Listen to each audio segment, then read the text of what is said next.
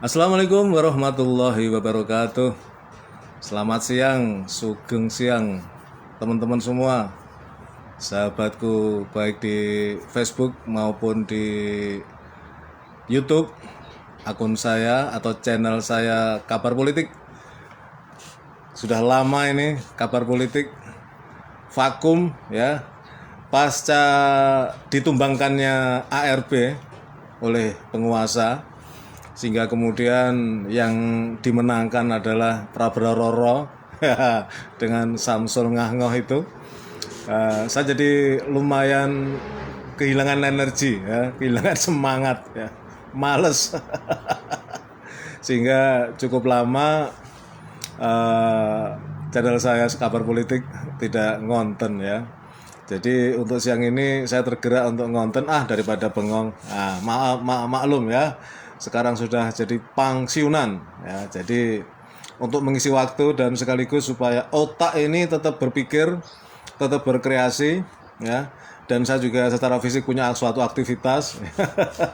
Jadi saya ngonten di dua platform sekaligus ya, siaran langsung mulai Facebook, dan nanti setelah itu saya unggah ke YouTube channel Kabar Politik.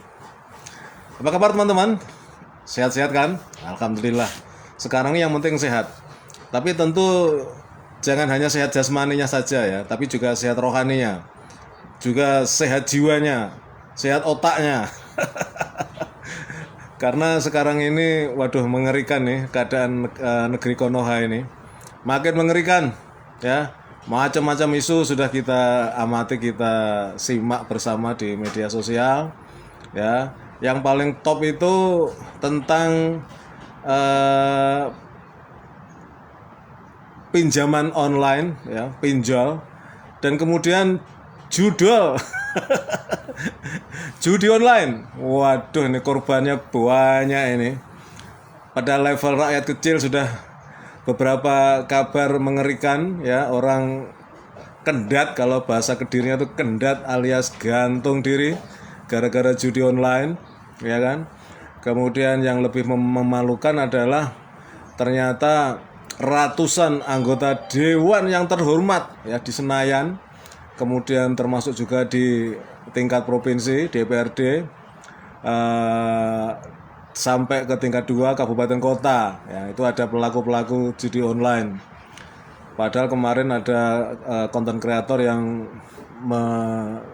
memposting ataupun membuat suatu konten yang sangat bagus yang mengkritik tentang betapa tololnya orang-orang yang melakukan judi online ya, setolol-tolol manusia yang paling tolol katanya. Dan itu susah diperbaiki katanya. Dan selain itu masih terkait dengan judi online ini, beberapa waktu yang lalu juga kabar yang sangat-sangat mengerikan ya. Sepasang suami istri, dua-duanya itu polisi ya kan. Istrinya polwan, suaminya polisi ya. Akhirnya si polwannya ini, istrinya ini membakar suaminya.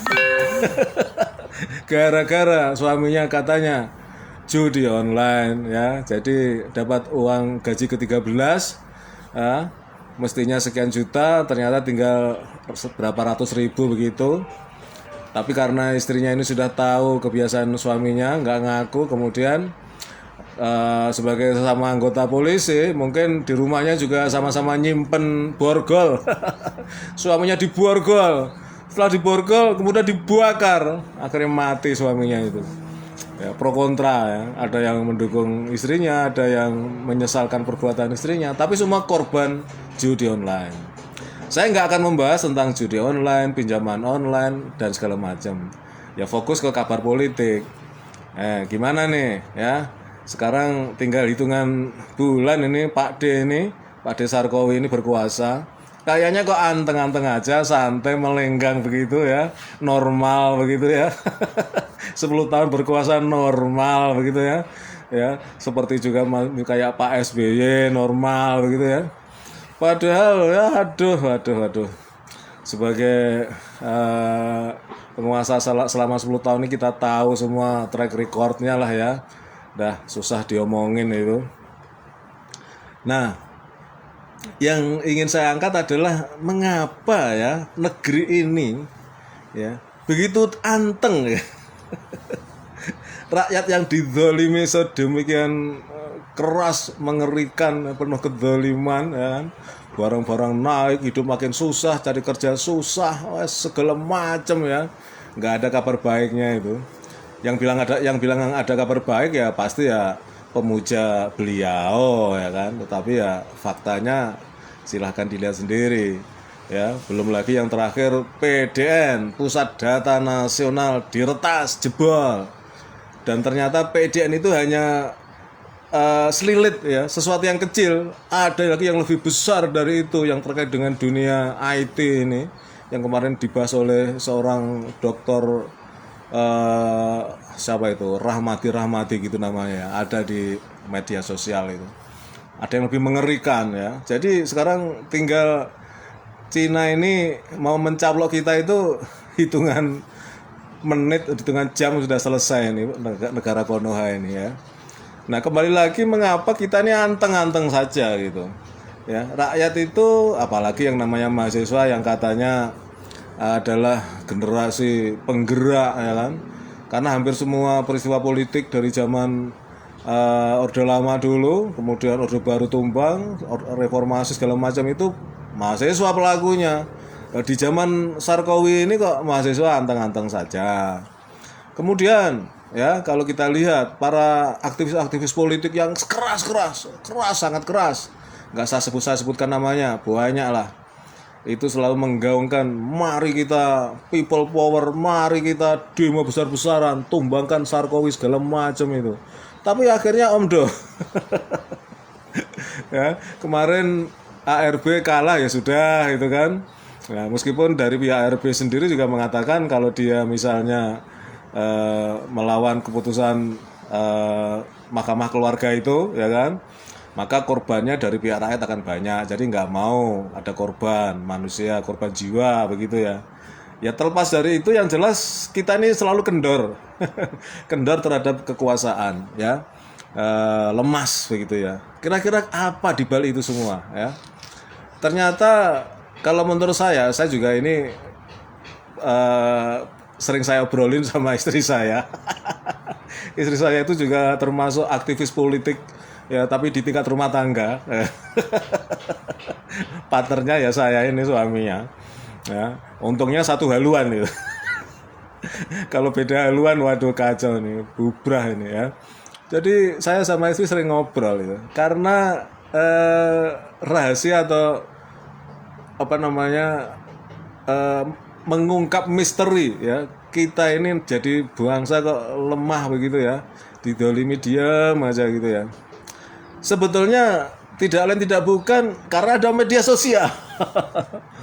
Media sosial ya platform ya apa namanya, Facebook, Instagram ya kan, YouTube, kemudian ada TikTok, ada snack video segala macam itu ya, yang dulu nggak ada di zaman Orde Lama. Kemudian pada saat Orde Baru tumbang itu, nah 98 sepertinya masih SMS-an itu, belum sampai ke WhatsApp apa, kemudian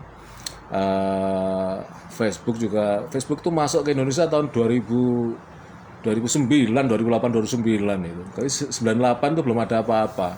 Energi kuat. Sekarang ini semua orang sudah ngomel di medsos. Termasuk saya. Saya ini tukang ngomel tapi di medsos. Nah, jadi aktivis-aktivis itu ya teriak-teriak kencang itu di medsos itu. Jadi energi sudah tersalurkan, merasa ya sudah berjuang, sudah sakpol-pole begitu ya. Tapi ya pada tataran realita, kenyataan ya kekuasaan tetap jaya ya kan. Sarkowi 10 tahun nyanter ya. Bahkan di ujung kekuasaannya dia bisa cawe-cawe ya kan. Cawe-cawe di Pilpres berhasil ya kan. Putra mahkotanya ya kan, Samsul Ngah-Ngoh itu berhasil jadi wapres ya kan. Nah, sekarang dia mau cawe-cawe lagi di ujung kekuasaannya ya, adiknya si Samsul ini ya, yang kemarin secara usia tidak memenuhi syarat, akhirnya digolkan dengan segala cara. Mahkamah Agung meluluskan bahwa kepala daerah itu bisa kurang dari 30 tahun. Ya, jadi adiknya si Samsul nanti bisa punya potensi ya bulan Agustus ini mulai penunjukan atau pendaftaran calon gubernur DKI ya. Ini cawe-cawe ya, santai nih. Kemarin juga saya baca ini Pak Sarkowi ini sudah siap-siap kemas-kemas barang, nanti akan pulang ke Solo. Katanya akan menempati rumah pribadi saja biar tidak merepotkan negara. Judul berita seperti itu. Kok enak gitu. Santai begitu ya. Normal ya kan. Ya, tidak ada masalah selama 10 tahun ini ya. Dia sudah bekerja dengan baik. Ya kan, sukses ya kan. Tanpa kendala ya. Seperti itu? Padahal ya kan, waduh susah lah, kita punya list yang sangat panjang tentang masalah yang muncul di 10 tahun kekuasaan Sarkowi ini kan. Listnya sangat panjang ya kan. Beliau kan disebut dengan Mr. Tony Boster gitu kan, Waton Munindo Gosip Buanter ya kan. Setelah itu juga disebut juga sebagai The King of Prank ya kan. Jadi itulah teman-teman sekalian. Di konten saya yang sekarang ini saya ingin membahas itu saja ya, buat gurauan saja ya, percuma saya ngoceh segala macam ya. Ini pun adalah ekspresi saya untuk mengungkapkan aspirasi saya. Sampai di sini selesai. Ya, sampai di sini selesai. Ya begitulah negeri Konoha, mau apa lagi ya kan.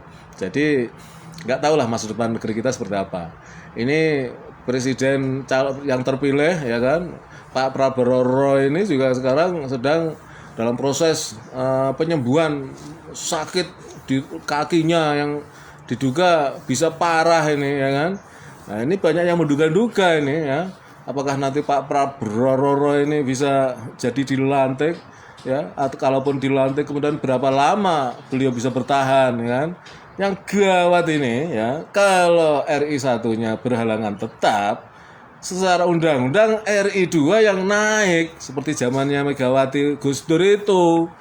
Bayangkan teman-teman, bayangkan negara kita sebesar dan sehebat ini kalau sampai dipimpin oleh anak ingusan yang ngah-ngoh itu, terus bagaimana ya?